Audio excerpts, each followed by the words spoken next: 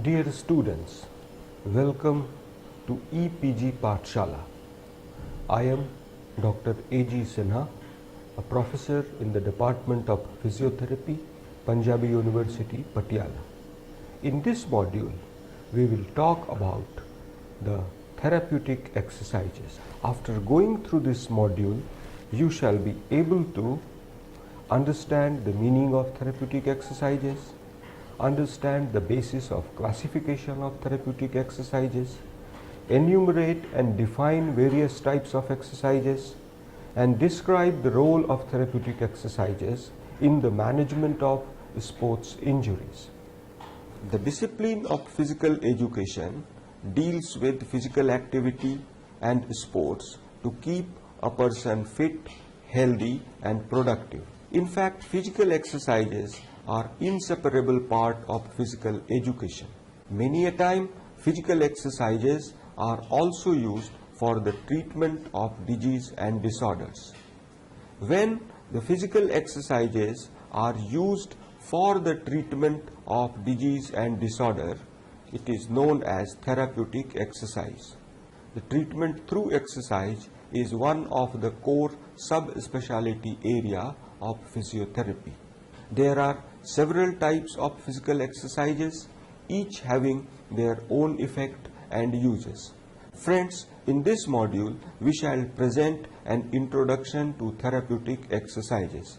First, we will talk about the concept of therapeutic exercise. We will attempt to provide a definition of therapeutic exercise. Then, in the later part of the module, we will be discussing the definition, classification of therapeutic exercises, and the scope of therapeutic exercise in the management of sports injuries.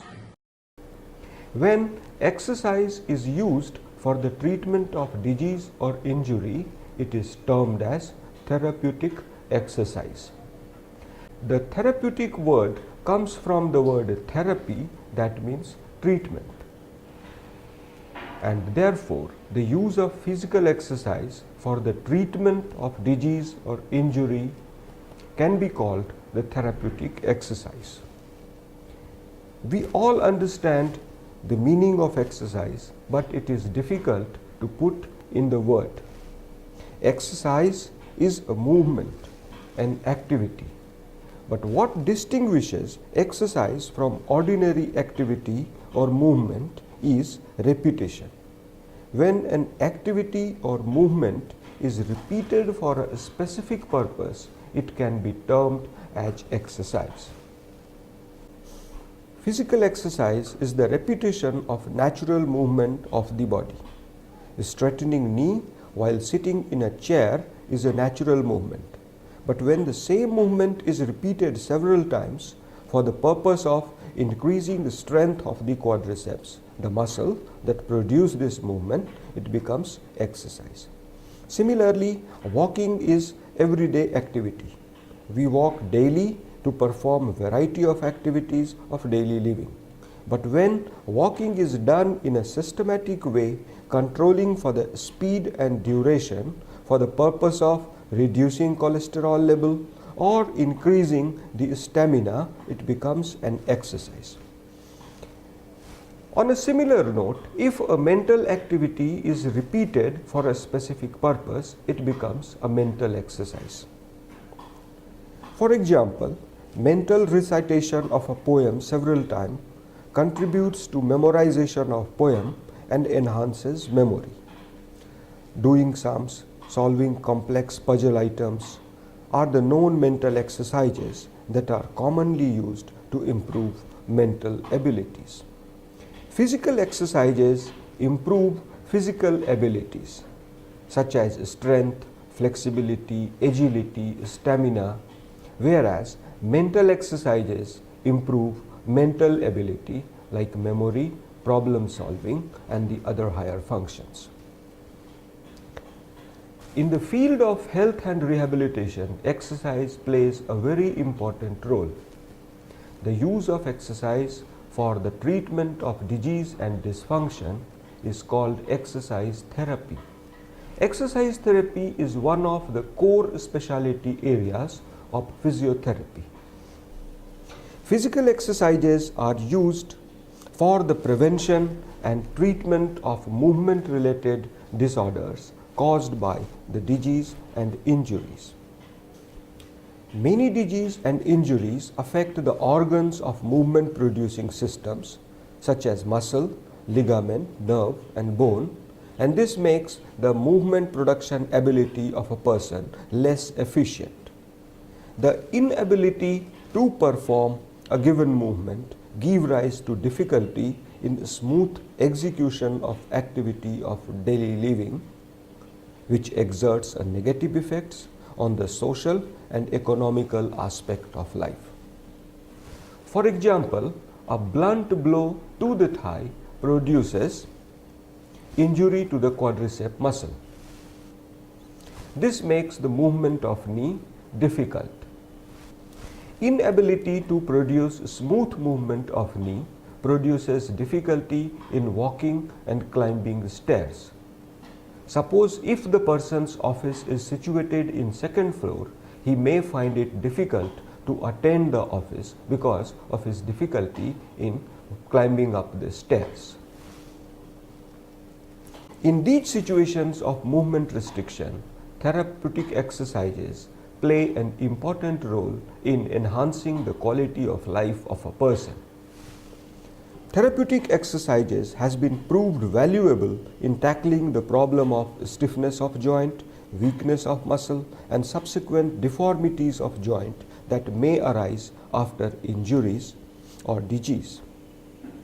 The ultimate aim of any injury management program using therapeutic exercise is to produce a symptom-free and functional movement.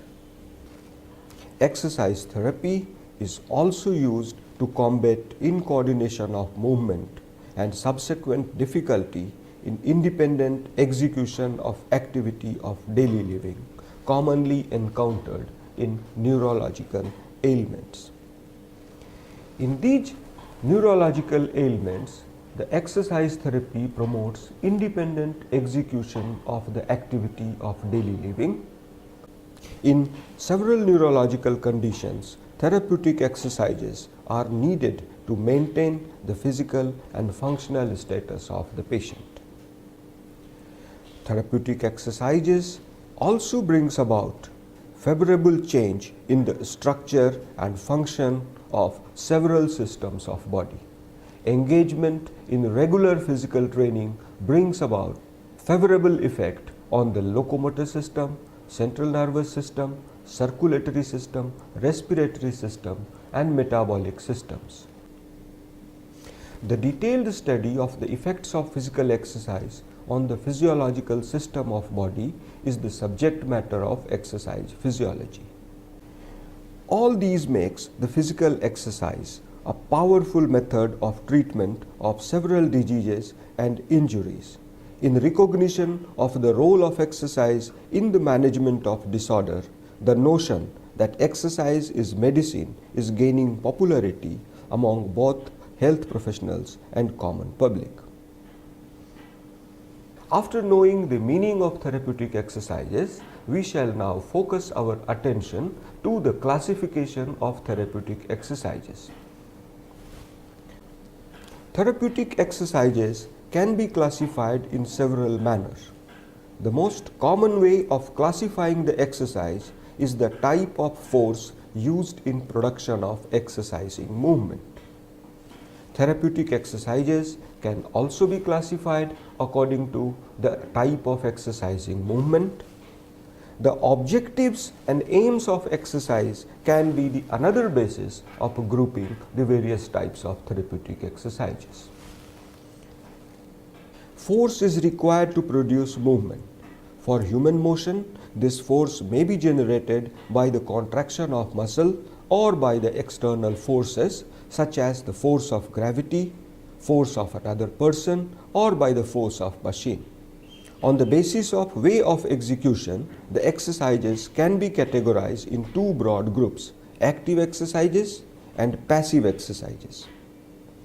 The movement produced by the contraction of muscle is called active movement, whereas the movement produced by the external force is known as passive movement. The active exercise is the repetition of active movement which require muscle contraction to produce and control any movement. Often the muscle contraction is voluntary, but many a time exercise movement can be produced by reflex contraction of muscle. Contraction of muscle to produce the movement is the essential feature of active exercise. Lift again. Lift again. This is the example of active exercise where the movement is performed by the voluntary contraction of the patient. On the other hand, passive exercises do not require any muscle contraction to produce movement. In these exercises, movement is produced by the application of some external force. Passive exercises are usually done by some other person or by machine. Sometimes the force of gravity is utilized to produce passive movement of a body part. Passive movement is the exercise where the movement of joint is performed by physiotherapist. Each of these two subcategories of sub-exercises has several subcategories. Passive exercises are directed toward the flexibility of body part. Relaxed passive movement, forced passive movement, and stretching are the three subcategories of passive exercises.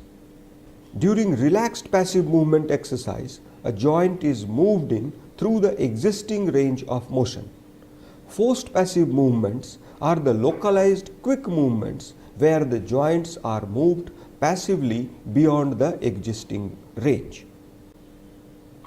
In this diagram, we can see the concept of relaxed and forced passive movement. The total range of movement can be restricted in case of injury or in case of disease. The free range is the range where the production of movement does not produce any symptom, whereas movement into the restricted range brings about the pain. The relaxed passive movements are performed in the free range, whereas the forced passive movement, they start in the free range and they tends to go into the restricted range. The forced passive movement are also referred as manipulation. The passive movements can be applied either to physiological movements or accessory movement. Physiological movements are the movement which a person can produce voluntarily. Flexion, extension, abduction, adduction, rotation are the physiological movements available in human joints. On the other hand, accessory movements are those movements that take place in a joint during normal movement, but these movements cannot be performed actively by the person. The accessory movement consists of spin, glide, and slide of one joint surface over the other. The execution of accessory passive movement requires specialized knowledge of joint anatomy and biomechanics. Stretching refers to taking the joint to such a position where a given muscle or tissue are stretched to its maximal possible length. Stretching exercise refers to the taking the joint to such a position where a given muscle or soft tissue is stretched to its maximum possible length. It is a therapeutic procedure that aims to elongate the soft tissue of body. Stretching exercises are usually directed toward the muscle, and the muscle is elongated passively to its maximum length. Stretching exercises are also known as the flexibility exercises. The external force for stretching is provided by physiotherapist, by patient, or by the mechanical means. Passive stretching and active stretching are the subcategories of stretching exercise. Passive stretching is performed by another person, whereas active stretching refers to those techniques where patient performs the stretching himself. In active stretching, the force of stretching is generated by the contraction of opposite muscle group or by the gravity. Passive stretching of hamstring. The passive stretching is performed by another person.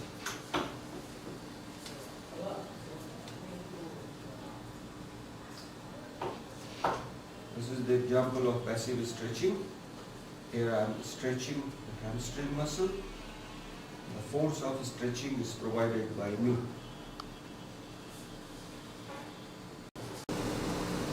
This is the example of active stretching of hamstring.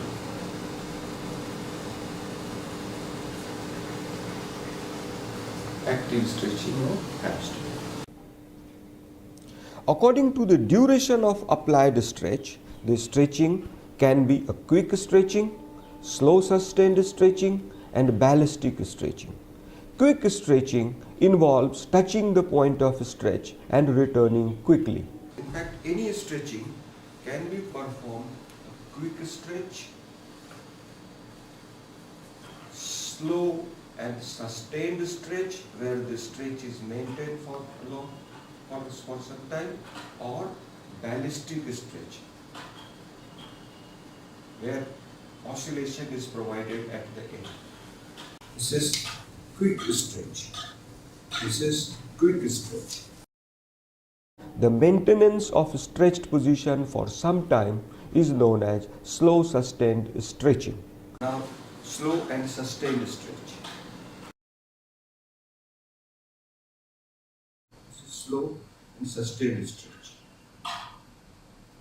The application of quick oscillations at the end range of movement is known as ballistic stretching. This is the ballistic stretching. After discussing the classification of passive exercises, now we shall talk about the classification of active exercises. Active exercises are categorized on the basis of amount of assistance and resistance provided during execution of exercise. They are also categorized on the basis of type of muscular contraction required to produce the movement, and also whether the movement is produced in the other joints or not. On the basis of amount of assistance and resistance during the execution of exercising movement, there can be 4 categories of active exercises: free exercises, assisted exercises, resisted exercises, and assisted resisted exercises. On the basis of type of muscular contraction, the active exercise can be classified as isometric, isotonic, and isokinetic exercise. Isokinetic exercises can be further categorized as isotonic concentric and isotonic eccentric exercises. On the basis of movement of other joints, the exercises can be classified as open kinetic chain exercise and closed kinetic chain exercise. In closed kinetic chain exercise, movement of one segment of body produces the resultant movement in the other segments of the body, whereas in the open kinetic chain exercises, the movement produced in one joint of body has no effect on the position of other joints. The closed kinetic exercises are also known as the weight bearing exercises, whereas the open kinetic chain exercises are known as non-weight bearing exercises. Now we shall talk about the free exercises. During free exercises, a person performs movement of its own without receiving any external assistance or resistance. The only force that acts on the body is the force of gravity. The force of gravity can be used to provide assistance or resistance of a given movement. Free exercises are further classified as local exercise and general exercise. Local free exercise are focused on movement of a single joint. For example, exercises to improve the power of muscle of thigh or exercises to increase the range of motion of knee can be termed as local free exercises. In general free exercises, several muscle contracts to produce movement of many joints at a given time. Walking, running, swimming, etc. are the example of free general exercise. Assisted exercises are utilized for very weak muscles whose force of contraction is not sufficient to complete the movement, and therefore the assistance of external force is needed to complete the movement. The external force of assistance is usually provided by another person. Sometimes mechanical devices are also used to assist the completion of movement. Resisted exercise is performed against a force that tends to oppose the force of muscle contraction. In this type of exercise, a force is applied to resist the active movement in order to make it difficult. Resisted exercise is performed against a force that tends to oppose the force of muscle contraction. In this type of exercise, an external force is applied to resist the active movement in order to make it difficult. Resisted exercises are used for increasing the strength and size of a muscle. The resisted exercises are also known as strength training. Assisted resisted exercise is the combination of assistance and resistance during a single movement. In the weaker range of movement, assistance is provided, whereas in the stronger part of the range, the resistance is provided to the movement. This type of exercise is in fact a progression of assisted exercise to free exercise. The purpose is to give confidence to patient and promote the strengthening of the muscle. On the basis of type of muscle contraction involved in the production or control of movement, the active exercises can be grouped as isometric, isotonic, and isokinetic type. During isometric contraction of a muscle, force is produced but the length of muscle does not change. Exercises using isometric contraction are also known as static exercise, as during these exercises the joint position does not change. In isotonic contraction, the force production is associated with the change of length of muscle. When the muscle gets shortened during force generation, the contraction is termed as isotonic concentric, whereas when during force generation the muscle gets lengthened, it is called isotonic eccentric contraction. Isotonic exercises are also known as dynamic exercises, as these exercises results in the movement of a joint. Isokinetic movement refers to that kind of activity where the speed of movement remains constant throughout the movement. On the basis of position of the distal part of limb and its ability to move in the space, the exercises can be classified as open kinetic chain exercises and closed kinetic chain exercises. In open kinematic chain exercise, the distal segment is free to move in space, whereas in closed kinematic chain exercise, the distal segment is free and the movement takes place in the other joint. Straightening of knee while sitting in chair is the example of open kinetic chain exercise, whereas bending knee while standing on the feet is the example of closed kinetic chain exercises. The closed kinetic chain exercises are also known as weight-bearing exercises, whereas the term non-weight-bearing exercise is often used for open kinetic chain exercises. On the basis of aim and objectives, exercise can be broadly categorized as strength exercise, mobility or flexibility exercise, balance exercise, breathing exercise, endurance or cardiopulmonary exercise, and skill improvement exercise. The strengthening exercises are directed at increasing the muscular strength, whereas the focus of mobility exercises is to increase or maintain the range of motion of a joint and flexibility of the body part. Balance exercises works at improving the coordination of various muscle groups and enhance the ability to maintain equilibrium in situation of reduced base of support. Cardiopulmonary exercise or endurance exercises work to enhance the oxygen delivery capacity of the cardiopulmonary system to the working muscle. Endurance exercise is also known as the aerobic exercises. Breathing exercises are the special category of free exercises that are directed toward the respiratory muscles. These exercises alter the breathing pattern and increase the amount of oxygenation in the body. They contribute to improve the strength and endurance of the respiratory muscles.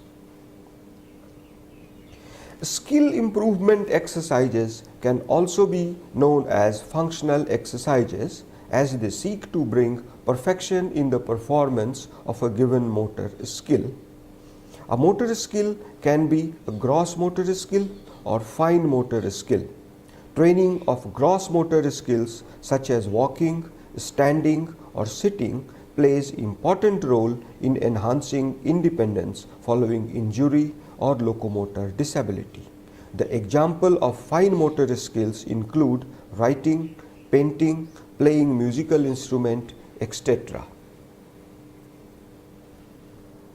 So far we have discussed the scope of therapeutic exercises in general, and we have also discussed the various types of therapeutic exercises. For a physical education teacher, it is important to know the role of exercise in the management of sports injury. Now we shall shift our attention to discuss the scope of exercise in the management of sports injuries. According to Coulund, rehabilitation of sports is although closely tied to modalities of heat and cold, but the most important modality is exercise, which does more than ice or heat to restore muscle and joint function and prevent fibrosis.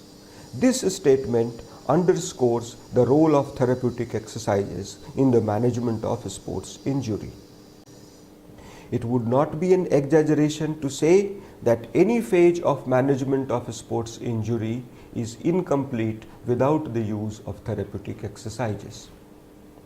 At the same time, it is also true that inappropriate exercise has every chance to aggravate the injury and produce a deterioration in the condition of the sports person. The therapeutic exercises play a role in performance enhancement. They are used for the prevention of sports injury. They are used in the treatment of sports injuries, and the rehabilitation of sports injuries is in fact the systematic application of the therapeutic exercises. The specific role of exercise in the management of sports injury pertains to reduction of swelling, improvement in the quality of repair, treat and prevent the complications of sports injuries, maintain fitness, and more importantly, recondition the injured part to withstand the higher load. Immediately after injury, intense pain, swelling is produced. The carefully designed active isometric exercises help to reduce swelling and prevent adhesion developed subsequent to the injuries. The quality of repaired tissue is very much influenced by the movement. The collagen fibers or of scar tissue orient themselves parallel to the line of imposed stress. The application of stress within acceptable limit increases the mechanical strength of the tissue. So the progressive movement enhances the mechanical strength of repair, whereas the prolonged lack of movement reduces the mechanical strength of the repair. During repair of injury, several complications may take place which sometimes becomes more problematic than the injury itself. The initial period of inflammation and immobilization leads to stiffness of joint, adhesion of soft tissue and weakness of muscles. All these complications can be the consistent source of long-standing pain that persists even after the repair of the injury. The reduced cardiopulmonary endurance and balance are the other complication of the injury that grossly reduces the functional capacity of the person and seriously interferes with early return to the sports. The use of exercise in sports injury follow a stage-wise pattern. The first goal of therapeutic exercise is to have pain-free active control of the injured part by judicious use of isometric exercises and active exercise to increase the joint range of motion. After the pain-free joint range of motion is achieved, the focus of exercise shifts toward increasing the strength of the surrounding muscle using active resisted exercises. The balance and coordination exercises are added to the program when the strength reaches to 70 to 80% of normal. Functional exercises and sports-specific skills should be added in the later part of the rehabilitation program. Friends, we have learned that exercise is the repetition of a movement for a specific purpose. The exercises used in the management of injuries and disease are termed as therapeutic exercises. On the basis of way of execution, there are two broad groups of therapeutic exercises: active exercises and passive exercises. In active exercises, the movement is produced by the active voluntary contraction of the muscle, whereas in passive exercise, the exercising movement is produced by some external force. Often this external force is provided by physiotherapist, but many a time machines are also used. Each of these two categories has various subgroups. Therapeutic exercises have such an important place in the management of sports injury that it would not be incorrect to say that management of injury is incomplete without the use of therapeutic exercises. At the same time, inappropriate exercise has the potential to inflict harm. Exercises are required to improve the quality of repair. They are also required to combat the effect of inactivity induced during the early stages of healing and repair. Everyone involved in the athletic care should have a basic knowledge of therapeutic exercises. Thank you.